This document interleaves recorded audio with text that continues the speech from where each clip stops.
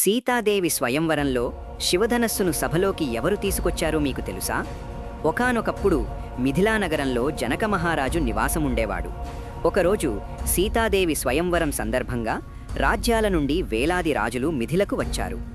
విశ్వకర్మ నిర్మించిన శివధనస్సు నాది అని ప్రతి రాజు గర్వంగా ముందుకు వచ్చి తాను మాత్రమే ఎత్తగలనని చాటుకున్నాడు. 5,000 మంది యోధులు ఆ ధనస్సును రథంలో సభలోకి తీసుకువచ్చినా ఆ క్షణంలో అక్కడున్న రాజులందరూ ఒక్కసారిగా మూగబోయారు. కొంతసేపటికి జనక మహారాజు ప్రశాంతంగా సభ మధ్యలో లేచి నిలబడ్డాడు. చేతులు జోడించి రాజులందరికీ నమస్కరించాడు. అప్పుడు జనక మహారాజు సభలో ఇలా ప్రకటించాడు: పరమేశ్వరుడు స్వయంగా ఉపయోగించిన ఈ మహా దివ్య ధనస్సును ఎత్తి ఎక్కుపెట్టిన వారే నా కుమార్తె సీతను వివాహం చేసుకుంటారు అని చెప్పాడు. వంశపారంపర్యంగా మా వద్దకు వచ్చిన ఈ శివధనస్సును ఎవరైనా ఎత్తగలిగితే సీత వారికే చెందుతుంది అని వివరించాడు. ఆ మాటలు విన్న రాజులు ఒక్కొక్కరుగా ముందుకు వచ్చారు. కాని ధనస్సును కదిలించడమే సాధ్యం కాలేదు. అందరూ ప్రయత్నించి విఫలమయ్యారు. కాబట్టి సభలో నిరాశ అలముకుంది అని స్పష్టంగా కనిపించింది.